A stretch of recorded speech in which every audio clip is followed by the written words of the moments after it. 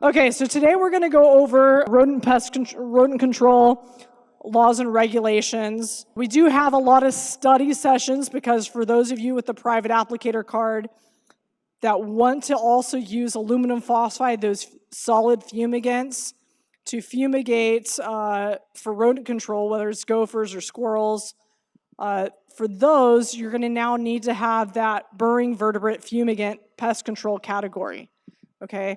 And so you have to pass the new private applicator certificate, and once you've passed that new private applicator certificate, then you're eligible to take the burrowing vertebrate fumigant exam, okay? And so I know a lot of you that are here today do have the new private applicator card. There's some of you in here that are preparing to take that new private applicator card. And so we're going to go over a lot of elements related to rodent control, but some of the things we're going to cover in here today will be related to that new exam. We're going to touch on that BVF, the burrowing vertebrate fumigant exam topics, okay? So once you've passed that private applicator exam, you can take this exam. It's 45 questions. You have to pass it with at least a 70% or more. There is a study guide for the burrowing vertebrate fumigant exam. It is on DPR's website. And so we're going to go over the topics that are covered in the chapters that are covered in this fumigant guide, okay? All right, so the first chapter is on fumigants and fumigant properties. Okay, so fumigants, these fumigants we use for rodent control are highly toxic to humans and other animals. Okay, so there's a lot of safety that we have to keep in mind with that. General chemical properties. So chemicals, including fumigants, become a gas when it reaches its boiling point, which represents the temperature a fumigant or another chemical becomes a gas, right? So if you have liquid water, you boil it on the stove, the moment it starts to vaporize, right, that's the boiling point. Same thing is true with these fumigants or any other chemicals, but the temperature at which it converts from the solid or the liquid to a gas is different for each chemical. And so it's much lower, obviously, for these fumigants. They gas off readily in the open air, right? And so it's got a low boiling point. The boiling point is also related to the chemical's vapor pressure. The lower the vapor pressure, the slower the fumigant will convert into a gas. And then the two most common fumigants used in rodent control are aluminum phosphide and magnesium phosphide. Now, I rarely see anyone using magnesium phosphide for rodent control. It tends to be used more in commodity fumigations because they come in, what I typically see around here is come in the larger plaques, placards, fumicels, things like that.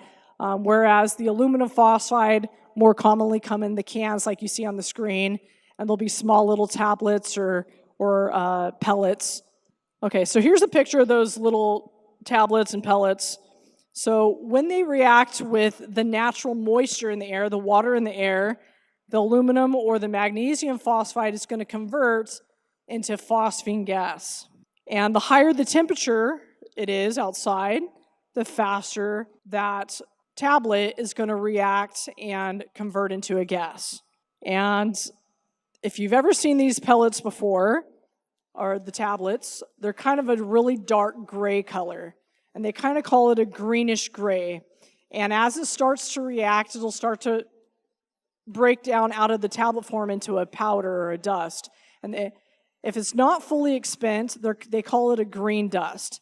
And I don't really think of it as green. I tend to think of it as more dark gray, but it's kind of a dark gray with a hint of green tint to it. Once that dark gray, greenish tint has gone away and you see this really light white gray powder, that's an indicator that that tablet or pellet has fully gassed off. Phosphine gas is odorless and it is 20% heavier than air.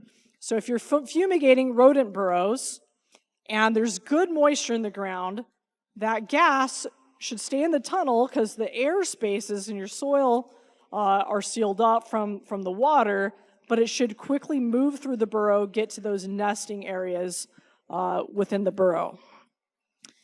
Because it is odorless, relying on your sense of smell is not adequate. Now, for those of you who have handled this before, you're probably thinking, no, it smells, right? It stinks. But what you're smelling isn't the phosphine. You're just smelling some of the other additives, impurities that are in those tablets, not actually smelling the phosphine gas itself. And so even once the smell dissipates, you may still be exposed to phosphine and don't know it, okay? And so you can't rely on your sense of smell. It is highly combustible, so large concentrations of these tablets can spontaneously combust. And so I have heard some stories of it, them catching fire in the back of people's trucks or things like that. I know when we had our chemical collection day, the old expired chemicals or unwanted stuff, a lot of people brought in aluminum phosphide, and the hazmat team actually put them in small little 5-gallon buckets.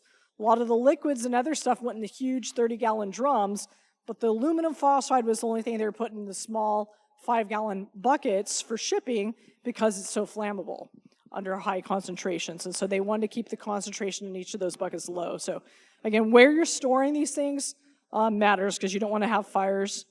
And then phosphine gas also reacts with copper to cause corrosion.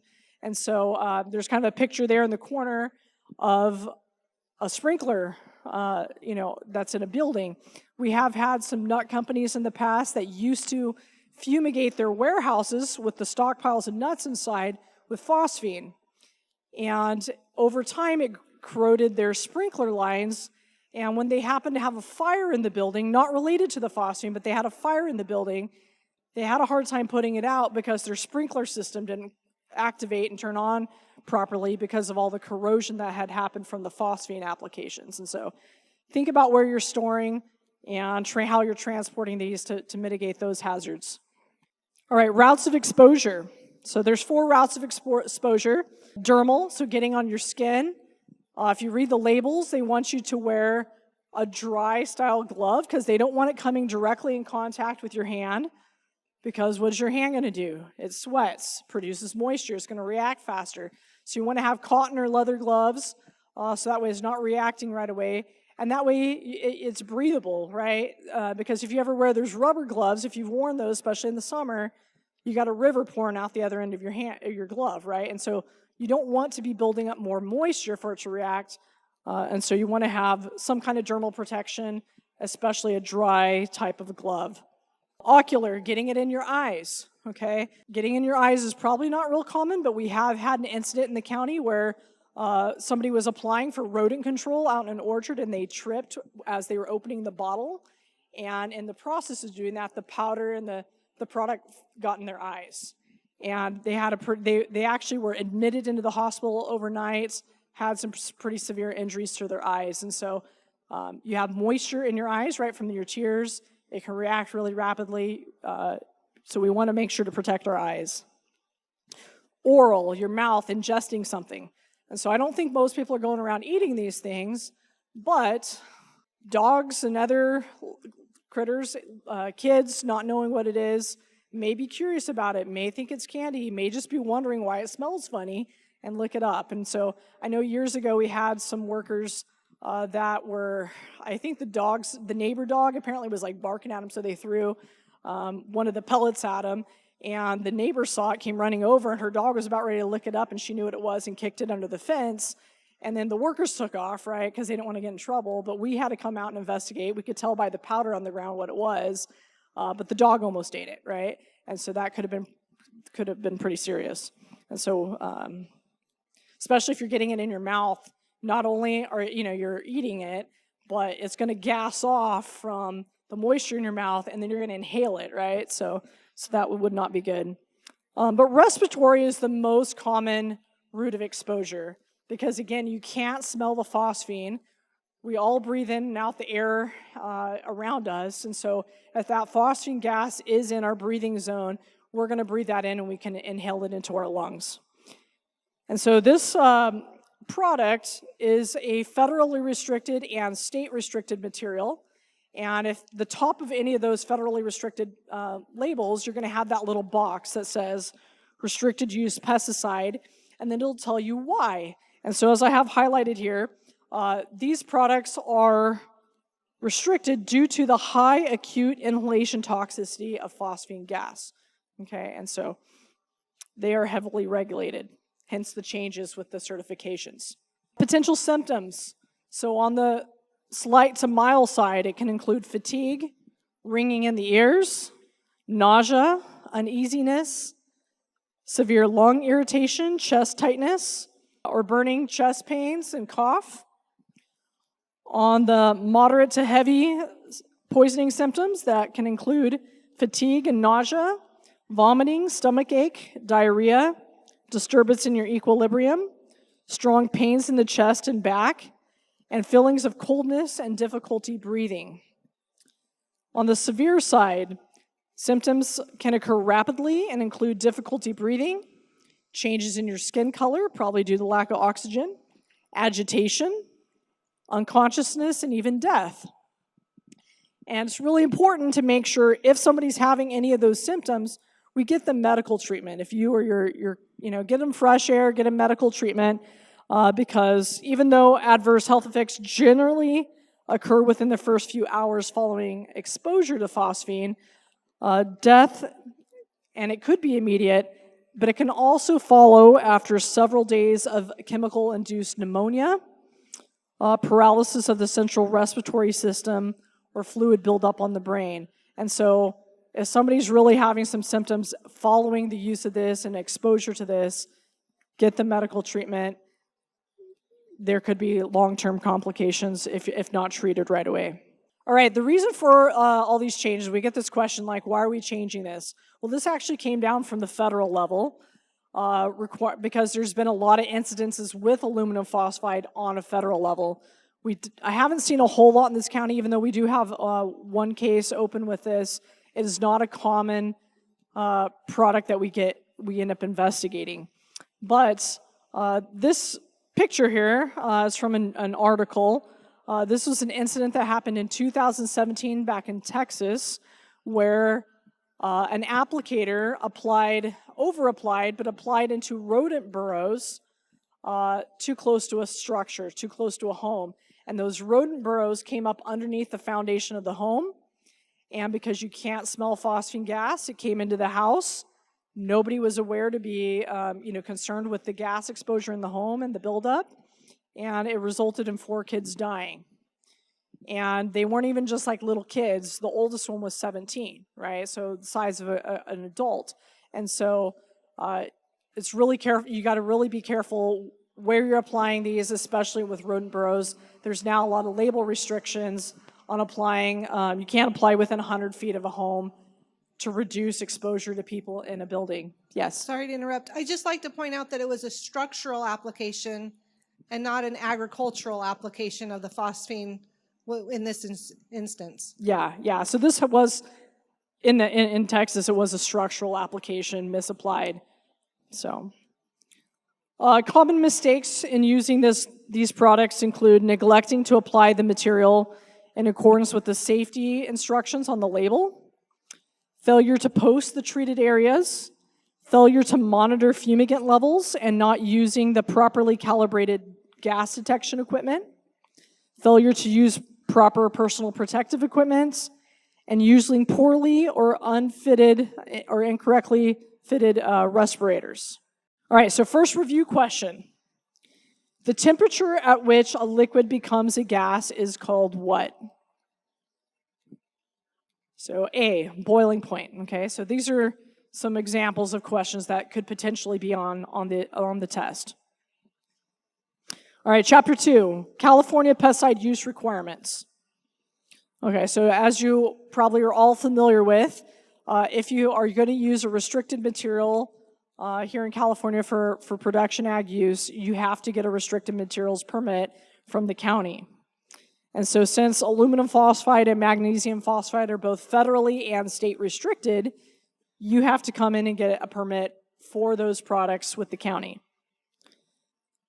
The permits are issued to the property operator, and they allow the property operator to purchase, use, and store those products. Now, we're only going to give you a permit if you have somebody in your organization that is certified with that new BVF certification or have a higher state license in category M, okay?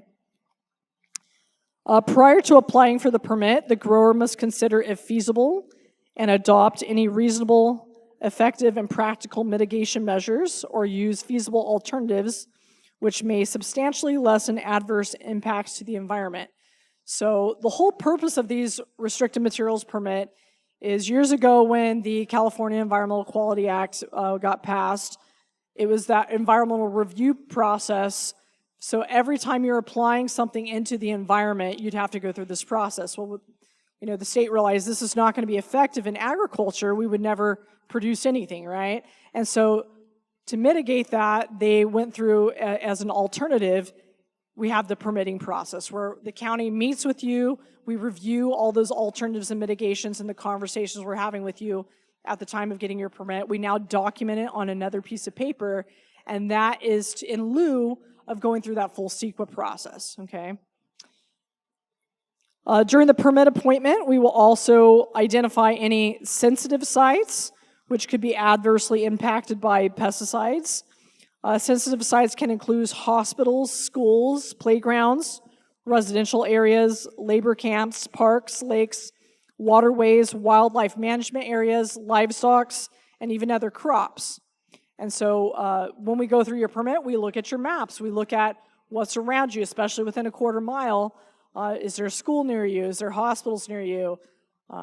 With other restricted materials, we may really be looking at crops too, because if you're using 2,4-D and you got a neighbor with grapes, depending on when you're using it, you could, you know, have harm to those crops too. And so that's part of the permitting process, looking at those sensitive sites. With the restricted materials in California, you're required to submit a notice of intent to the county ag commissioner's office at least 24 hours prior to the use of those products. So that's going to include the aluminum phosphide. Now the reality is, with agriculture, you may not notice a rodent hole, and then the next time you're out on your tractor or the mule or whatever driving around your property, you see a new one. And if you got your can with you, you're like, oh, well, I'm going to treat it real quick. Reality is, then you didn't do your notice of intent. So the best thing to do, carry some flags with you, mark those new locations, come in, do your notice of intent, and then schedule a day to come back out and treat. Okay, so that's something that commonly gets missed, is failure to do the NOIs. And then at the end of the month, whether it's restricted or non-restricted materials, you have to do a pesticide use report saying what you've used during that month. And those reports are due by the 10th day of the following month. So if you applied today in November, your use reports would be due by December 10th. All right, review question. On restricted materials permit applications, areas that could be adversely impacted by the use of a pesticide are specified and called what? If you're looking at this, you're probably thinking, well, none of those sound that bad, right? But the answer is sensitive sites. And so as we go through this, as you study and prepare for this test, really pay attention to the phrasing that is used by the state, because those phrases are going to be on the test, and the state calls these sensitive sites. All right, Chapter 3, Fumigant Labeling and Handling Requirements. Okay, so if you've used these products, you'll notice on the bottle itself, there's that label that's attached to the bottle, that little thin label, okay? And then in the box that it comes with, there's also that thick booklet, that applicator's manual. The label will reference the applicator's manual and vice versa. You have to have both with you at the use site. One does not substitute for the other. And generally speaking, the applicator's manual is much more detailed. So you want to make sure you review the applicator's manual and all the requirements of that applicator's manual, because that's considered part of the label. Okay, so on these, you're going to see on the labels those signal words: danger, warning, caution. Now these fumigants are a danger signal word, and the type of signal word then triggers what toxicity category it's classified as by the state. And so danger is always going to be classified as a category 1 toxicity. Okay, so just know that. Other things that are beyond the label: statements of use, formulation, first aid, precautionary statements, okay? Here at the top of the screen, you'll see I have a little snippet of the dosage, right? So knowing the formulation of your product is really important because with these fumigants, they come in both tablet form and pellet form. And the dosage changes based on whether it's tablets or pellets. If you're using tablets, you can use 2 to 4 tablets per burrow. If you're using pellets, you can use 10 to 20 pellets per burrow. And that's because the size of them are significantly different. Tablets are larger than pellets. And so we see a lot of errors sometimes come in on use reports because somebody says, hey, I used 10 tablets per burrow. And we're like, well, no, you can't go above 4. So we call them and, hey, go back out, look at your can. Oh, you're right, it was a pellet formulation. Okay, that was accurate. You did it right. You just filled out your use reports wrong. Okay, and so you want to make sure to pay attention to that. Personal protective equipment will be labeled on the labels. Notification, posting requirements, storage, transportation, environmental hazards, endangered species restrictions, disposal instructions. All of that you're going to find either on the label or probably most likely in that applicator's manual. Here's a little snapshot of the storage instructions. So in this case, on one of the aluminum phosphide labels, it has instructions that you need to follow the National Fire Protection Association's hazard placarding requirements for your storage areas. And so there's a picture of those here at the bottom. So if that's required by the label, then your storage area better reflect what's on that label. And so you may need to have those additional placards posted on your storage area for these products. And that's mostly to help the fire department or whoever's coming in case, it is flammable. So if some reason you had a fire, they know what they're coming into and what they're being exposed to. All right, you're also required to have accident response plans here in California. And the accident response plans are required to be at the fumigation works site to provide instructions to employees during situations such as spills, fires, and leaks. And more or less what's going to be encompassed in that is, and on the label, there's something required, a fumigation management plan. They're very similar, pretty much the same thing, but it's going to have some information on how to prepare. Did you submit your NOI? Is the person handling it, are they certified? Are they trained? Do you have all your PPE available? Is your, monitors calibrated, et cetera, right? So all those prep works. Do you have your posting sites ready? Is there any sensitive sites around you? And then during the application, do you have detection and analysis of the phosphine concentration? And if you do, what do you do to mitigate that? How do you decrease that concentration? If it's at a level that your worker needs to leave the area, maybe they need to have somebody come in and contain it and eradicate it. What is that process? Who do they call? And then at the end, once it's all contained, you need to go back and review what happened during that incident to try to mitigate it from happening during future applications. And so here's a sample of a fumigation management plan. Again, that's the phrasing that gets used on the label, even though in California we call it an accident response plan. And it's going to have all those details that I just mentioned. Now, you want to keep these records for 2 years. It needs to be filled out prior to starting the application, and it needs to be available at the work site so you can, your applicator has those instructions and can fill it out and complete that FMP, that fumigation management plan at the work site, okay? I know Cardinal Professional Products does have a simplified version of this fumigation management plan, and I have a copy. If anyone wants a copy of it, you can come talk to me and I can email that to you. But it's a 1 or 2 page thing that the main fumigation management plans that you'll find online are meant for large fumigations, like commodity fumigations and enclosed spaces, etc. But the simplified one that they made is much easier to use for those field outdoor rodent applications and is not quite as cumbersome. Okay, so if you need one of those, let me know. The labels will also, under endangered species, give reference to pesticide use bulletins that may need to be followed.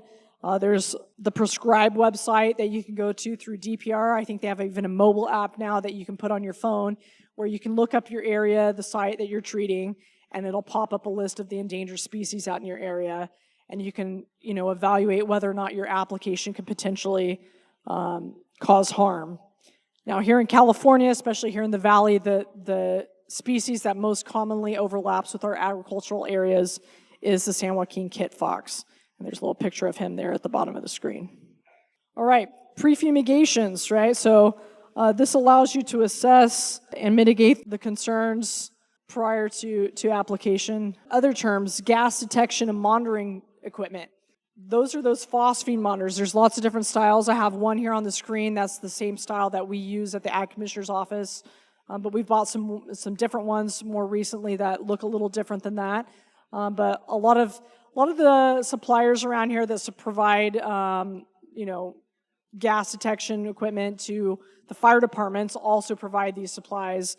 I know Jurgensen's and some other ones around here locally do provide these monitoring devices. You want to make sure they're calibrated and working properly. You'll need to set up the trigger level that's there at the bottom.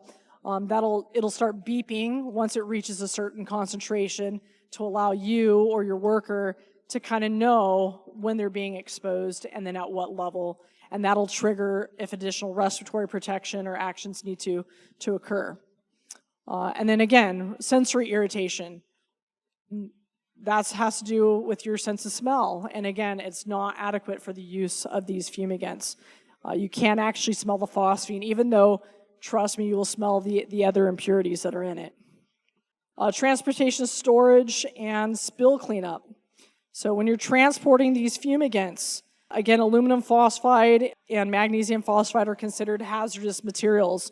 And so when you're transporting them down the road, you want to make sure you're compliant with the Department of Transportation's requirements for placarding. Storage of these fumigants, you want to put them in a dry, well-ventilated area away from heat, and you want to keep unauthorized persons out of that area. And then the posting sign, so this is what's required for your chemical posting sheds per the code. It needs to be readable from a distance of 25 feet, and it needs to state, danger, pesticide storage area, all unauthorized persons keep out, keep doors locked when not in use, or something substantially similar. And so I know when I go to some of the farm supply companies, I see the signs that they're selling, and it doesn't necessarily always say pesticide storage area. Sometimes they say poison storage area. It's considered substantially similar. Those would be fine. You want to have it translated also into the second most common language spoken in your workplace. And so the main thing I see out in the field is a lot of times these things have been up for decades. They start getting faded. If it's to the point where you really can't read it from 25 feet anymore, you want to go get it replaced. All right, posting. So you are required per the label to post these treatment areas, okay? And so the posting signs need to say danger peligro with the skull and crossbones on it. Do not enter, no entre. The words need to be, again, readable for 25 feet. You need to put the product name and EPA registration number on it. It needs to have a 24-hour emergency response number with the contact number of the certified applicator responsible for that application. The signs need to be 9 inches by 11 inches and posted at least 18 inches above the ground. So when you purchase these, most of the, Kelly, she's got a question. Most of the dealerships have these signs available from the manufacturer. They're already in these sizes, and you want to make sure that it's actually posted in the corner of the field. A lot of times I'll see them in the corner of the field with a dirt clod on it, laying flat on the ground. Just get a stake, stake it up. It needs to be at least 18 inches off the ground. It needs to be visible from all points of entry into the field, especially anything within 100 feet of a worker housing. If you're near a public area, you want to post every 600 feet along that border of the rights of way, and all signs need to be, they need to remain posted for 2 days, and the signs cannot be removed by anyone except for the certified applicator or somebody under their direction. Do we have a question, Kelly? The question was, where can you purchase the signs for the field postings? Yeah, so again, I would talk to your pesticide dealerships. They should be hopefully providing you with the signs when you purchase the product. If it's getting delivered to you, you probably want to request it because they're probably not going to just deliver it to you unless you've asked for it. But when you're buying it, say, hey, I also need the posting signs. Can you please deliver the posting signs with it? Okay, so again, you're going to get those from your dealerships, okay? And most of the time, they're already kind of pre-populated because it's coming from the manufacturer, right, that produced this, getting delivered with your product. It usually already has all the EPA and information on there. They might have like tablets and pellets and some other products that are similar. You just need to check the box and make sure that you mark the EPA number for the product that you're actually using. So look at your container and then check the right box as far as the EPA number on there. All right, I talked about this a little bit earlier, but soil moisture conditions are really important, okay? So again, aluminum phosphide, magnesium phosphide, that solid fumigant, it's going to react with the moisture naturally in the air and then gas off to produce that phosphine. Now, I hear a lot of people tell me, oh, well, you know, especially in the middle of summer, I dropped the pellet in and I poured some water in. And so, yeah, it's going to gas off quickly, but you really want to think about the pore space in your soil. You know, those burrows may run for a little while, and if you don't have good moisture in the ground, where's that gas going to go? It's going to seep into the pore spaces within the soil. Especially if you got sandy ground, you got larger pore spaces, it's going to dry out faster. And so you may not be effective if you don't have good moisture throughout the soil profile, because that gas is not necessarily going to get to the burrow unless you have good moisture throughout your soil. And so just a quick little squirt of water behind that tablet isn't going to necessarily take care of applying that properly. Okay, and so really the best time of year is to apply it usually in the springtime when they're starting to be, the squirrels or rodents are starting to become more active, but you have good soil moisture from all the winter, spring rains, okay? And that's really a good time of year to apply. All right, knowing your burrowing system, right? So open burrow systems, those are going to be like your ground squirrels, okay? And so in those situations, you're going to put a couple tablets into the hole, cover it up with like a dirt clod or something, and backfill it to seal it up, and that should keep it in the burrow. If you have a closed system type of a rodent burrow, like this little U-shaped plugged hole for pocket gophers, you're going to want to take a probe and locate the runway. When it gives in, right, you've located that runway. You want to take the probe out, and then in that hole that you created, drop your pellets down in there, backfill it with like a dirt clod or something, seal it up, okay, and then that should work in your tunnel. Now, you want to come back for these fumigants a couple days later and see if any new activity is happening, okay? And if there is, it probably was an effective fumigation. You may need to fumigate again. You may want to look at your conditions and determine, well, why was it not effective? Maybe my moisture is not very good in the ground, right? And so you could put all the pellets you want in there all day, and it still may not be effective. And so you want to come back and reevaluate after the applications. That's important. As far as trying to figure out when to plan and these applications, it's really good to know and familiarize yourself with the life cycle of these pests. What do their rodent burrows kind of look like? When are they active? When it's their busy season? When are they dormant and plugging their burrows? Because if they're dormant, especially in the summer, sometimes they go through an estivation period where it gets really hot, and then they'll kind of go into like a summer hibernation to get out of the heat. And when they go into hibernation, they'll plug up the burrows. So you may be putting tablets in there, but it's not getting to the nest because they put a plug in their own burrow system to protect themselves, and you're not reaching in. So UC IPM website really has some great pest notes and information there. This is a table that they have for the ground squirrels on the UC IPM website, and it's got the calendar year listed at the top, January through December, and it tells you, when's the active time of the adults and the juveniles, etc. It'll give you tips on when to apply bait, when to apply fumigants, and as you can see here, the best time to apply the fumigants, when it's most effective, is in those spring months, right? February through April, more or less.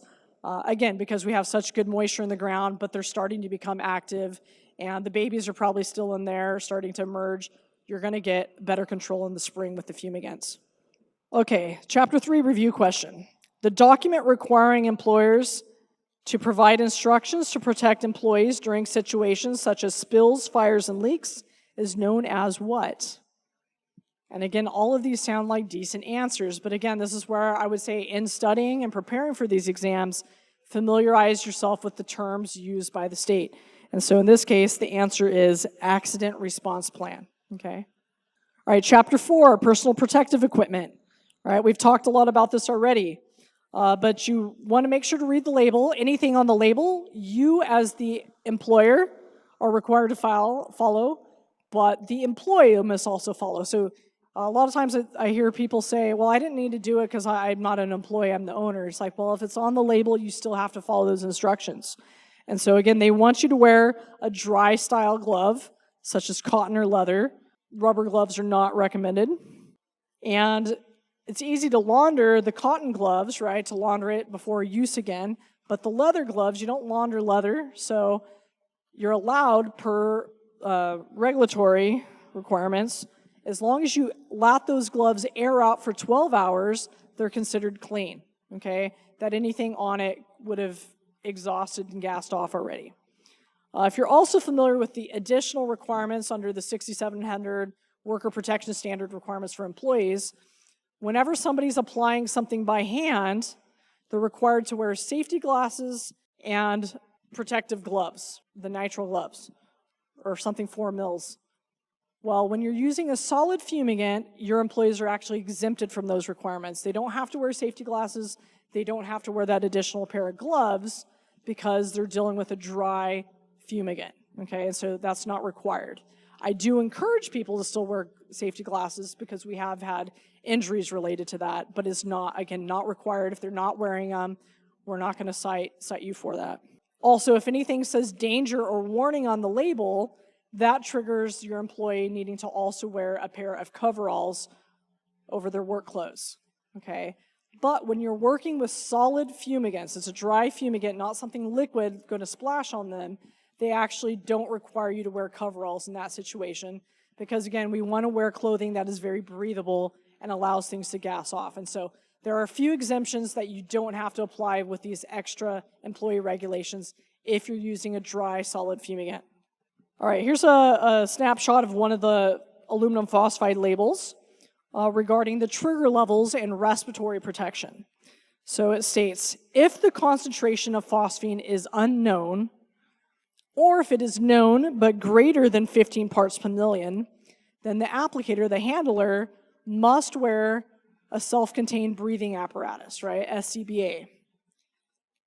So it's most likely in rodent control, you're never going to reach that 15 parts per million. But if you're not wearing a phosphine monitor, you also don't know the concentration, and therefore you would be required to wear the SCBA. And so you want to get that SCBA when applying these to mitigate the monitors to not wear the SCBA, because I highly doubt anyone wants to wear that for rodent control. If the concentration is known, but it's between 0.3 and 15 parts per million, then your applicator is required to wear a respirator.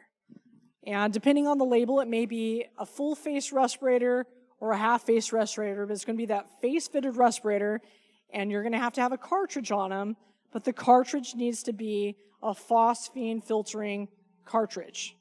An N95 particulate filter is not going to suffice, because if you can breathe oxygen through it, you're going to breathe the phosphine through it as well. And so you want to make sure you have the right cartridge on those respirators.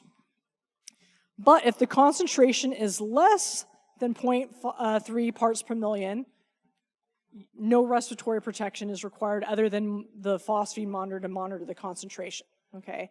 And so again, this impacts the additional respiratory requirements with your employees to be fit tested, medically evaluated, et cetera, right? And so knowing these trigger levels is really going to be helpful. So again, those N95s that we see up in the corner, those will not be allowed as respiratory protection for phosphine gas. There's a picture of a guy here wearing a half-face respirator, but a full face would just fit up above the brow as well. If you have employees that maybe they have beards or facial hair that don't allow them to wear a face-fitted respirator, you can also wear a PAPR, which is the powered air purifying respirators. And so I see a few people wearing that around the county. It's going to fit down lower, and you're going to be pumping the outside air into their breathing area, but that the pump is going to have a filter on it, and so you need to have a phosphine cartridge filter in that system that's pumping in air that does not have phosphine in it. So, and a picture of it's there in the bottom corner. Okay, and then ultimately, if you don't have those other things, respiratory protection supplied, you don't have a phosphine monitor to measure the concentration, you're going to have to wear one of these, an SCBA. And that doesn't seem very comfortable to me. Okay, and then with respiratory protection, as I mentioned, you're going to have a written respiratory protection program. You need to have a program administrator. Requires your employees to be medically evaluated. So there's a questionnaire, and there's a template online from OSHA. You can go to that website, get that template. That questionnaire, they need to fill it out during work hours, and then provide it to the medical evaluator, and then they'll send you back some kind of a form saying whether or not, yes, that person's healthy enough to wear a respirator, or they are not. Some of them I've seen say, I want to see the person back in 6 months. Most commonly I see, especially if you're doing the online 3M medical evaluations, they usually always say, I want to, this certificate's good for a year. But if they don't say the time frame, then they're good pretty much indefinitely unless you are made aware of or you see a physical change in that person's body structure, face structure, or they've informed you or made you aware that they have had a health change. And if that's the case, then you need to send them for medical evaluation again. You need to have them fit tested to make sure that that respirator actually fits them properly and that they're not pulling in air from the outside that's not going through their filters. That's required to be done annually. You want to train them on how to use their equipment, inspect it, clean it. Again, all that respiratory protection is required to be done annually. All right, Chapter 4 review. When is no respiratory protection required when applying aluminum phosphide or magnesium phosphide products? And so again, you want to read the label, look at those trigger levels, but no respiratory protection is required when the concentration is known and it is less than 0.3 parts per million. All right, Chapter 5, factors to consider. This test is going to make you also have to think about integrated pest management practices, right? And so there's biological control, right, where another living organism is helping you to control that pest. And so that may be having an owl box or a raptor perch or something like that. Maybe you got a dog that is, when you irrigate, flood irrigate, is like the most amazing gopher catcher, right? All of those are forms of biological control. Mechanical control. So that's something like a trap where something's going to snap or trigger and kill that pest. Physical control. That's something that may be like a barrier or something. Now, that's probably not going to apply in field situations, but if you have poultry facilities or something like that where you can put some kind of barrier to exclude those rodents from getting into your structure, that would be a form of physical control. Culture control, your own sanitation practices around your facilities. I know in my own experience, where do the squirrels like to hide out? They like to hide out in that concrete pile where you ripped out something, years ago, or the brush pile, or your wood pile, right? That's where they like to hide. They can run out, hide underneath there, burrow underneath it. But if you're keeping those perimeters of your property clean and not creating a habitat for them, that would be a form of cultural control. And then there's other chemical controls, using less toxic options, right? And so that would be like using one of those carbon monoxide type devices, or the flares, or some other types of baits that may be out there that are a less toxic option, but still another form of chemical control. All right, so which of the following is an example of a biological control method for integrated pest management? All right, and so biological is the key word there. So that's going to be another living organism helping with pest control. So owl nesting boxes would be a form of biological pest control.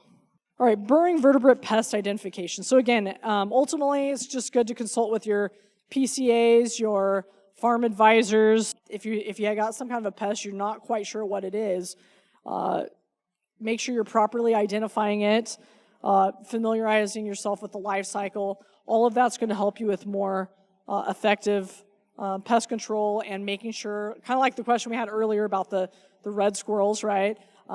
Making sure that the pest that you're targeting is actually on that label. And so, for example, if you had a chickmunk problem, which down here in the valley we probably don't, but if you're up in the Sierras, maybe you do, you can't use aluminum phosphide or any of these fumigants to control chickmunks because it's not permitted by the label, right? And so again, when in doubt, you always need to make sure you read the label. Here's last practice question. Which burrowing vertebrate pest creates a crescent-shaped mound of dirt surrounding the plugged entrance to the burrow? And so answer is going to be Botha's pocket gopher. Now, I see growers, they come in, and we haven't taken tests in decades, and you kind of got that test anxiety. Even if you know the material in and out, there's something that happens when you sit down for a test and your anxiety goes through the roof, right? And so when you get some questions like this, you're like, gosh, I've never heard of a Botha's pocket gopher or a montane vole. I've never heard of those before. Calm yourself down and just pay attention. What do you know? Well, you know what a vole is, you know what a pocket gopher is, you know what a ground squirrel is. Don't worry about the very specific name at the beginning of it, okay? That's just there to trip you up, okay? And so you guys will do well on this. We've been having really high passing rates. If for some reason you didn't pass, you just have to wait 1 week before you can come in and try again, okay? And again, all those study materials for the rodent test is online. We do have PAC prep sessions and study tests. We have a whole bunch coming up in December and January. So if that's something where, hey, I studied a little bit at home, but I need that crash course review, we offer those. We're going to go through the whole PAC study stuff, followed by a review of this session again, and then the test will be right after. And so if that's something that you need, something you need help with, go see our booth in the back, and we have some flyers on the upcoming study session testing dates, okay? We definitely want to help you guys pass this. I know it's been a big hurdle for everyone.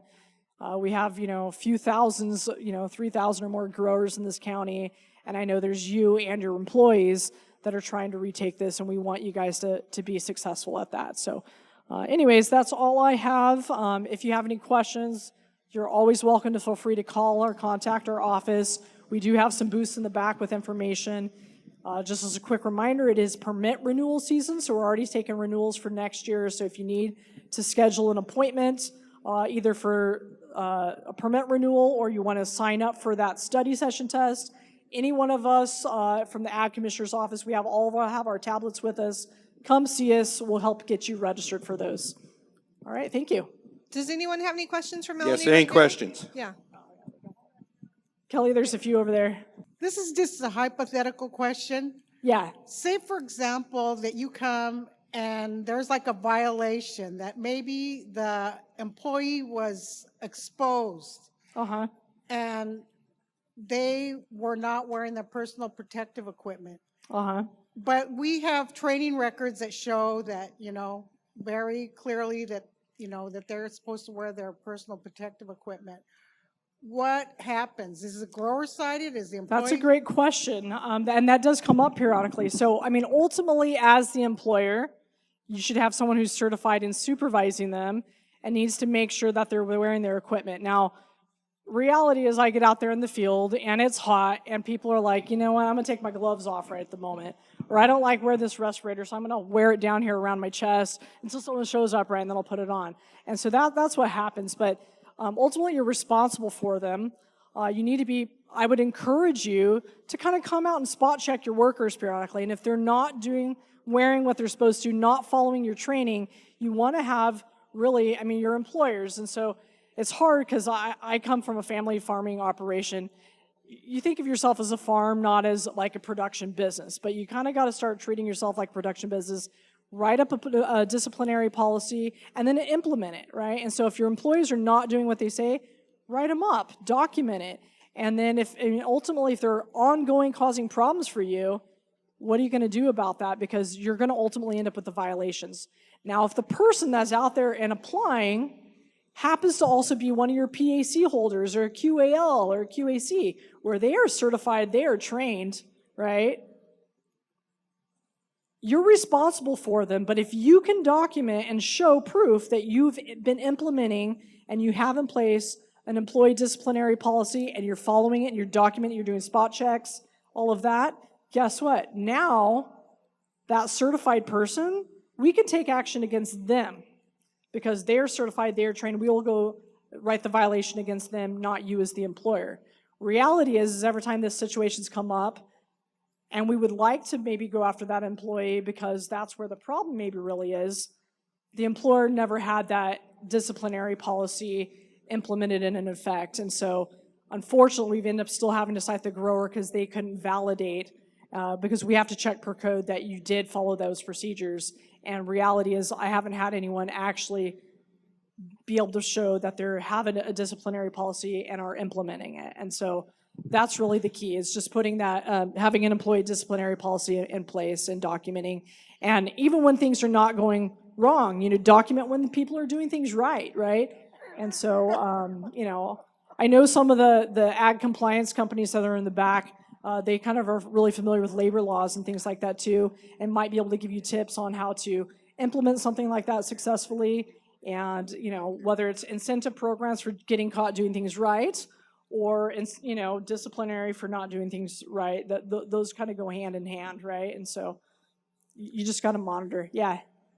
You briefly touched on the process when they kind of shut down in the summertime. Yeah. It's not hibernation, but what is it called? It's called estivation. Estivation? Estivation, yeah. But it's basically kind of like a hibernation sort of a thing, right? Okay. Very similar.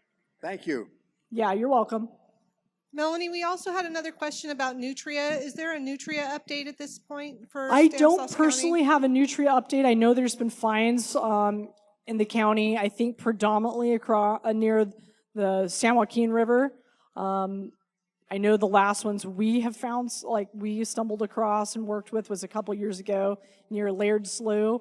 But I don't have all the specifics on that. We do have contact information for CDFAs like wildlife trappers and some of those. And so if you have questions specifically about that, we could probably get you the contact information for the person that would have that information. Yeah. Say you have a neighbor with an abandoned orchard or anything that's infested with, let's say, squirrels or whatnot. Is there anything that you can do as a neighbor to report it to the county? Will the county do anything to do anything with that? This is a common scenario, especially in a nut production region, right? Like squirrels are a big problem. And so, and we've seen it a lot along like new highway corridors where they're developing it. People are buying property to hopefully develop it for commercial purposes later, but they're not maintaining their property, et cetera. Or sometimes other growers that are just neglecting to maintain something. Obviously, the best situation is to communicate with your neighbors and try to work on something together. Reality is that's not always the situation. We can get involved.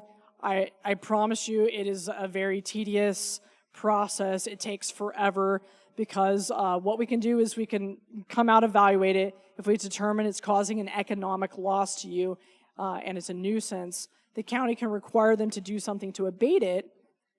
The thing is a lot of times they'll do just enough to show they're abating something and they're implementing in that, and then we have to, if you're having more problems, the clock starts over, and then we have to keep coming back out and dealing with that. But we have had at least one or two over the decades that I've been here at the county where some have been abated, and in those situations the county will step in, take care of it, and then lien gets put against their property, right? If you're not controlling your pests, whether it's rodents or anything else. But I will say it's not a smooth process. It's very hard to get to that point, but we can. And sometimes once we've come in and talked to them the first time, that's enough to get the ball rolling. On the flip side, we do see then, if you got a neighbor that's maybe not real cooperative, they start complaining about everything else you're doing then and on the flip side. And so it's a mess, and I feel for everyone that's dealing with that because being on the county side is very challenging for us too, and we see what's going on, but we can help. How many owl boxes per acre are suggested for rodents? That's a good question. I'm not UC farm advisor.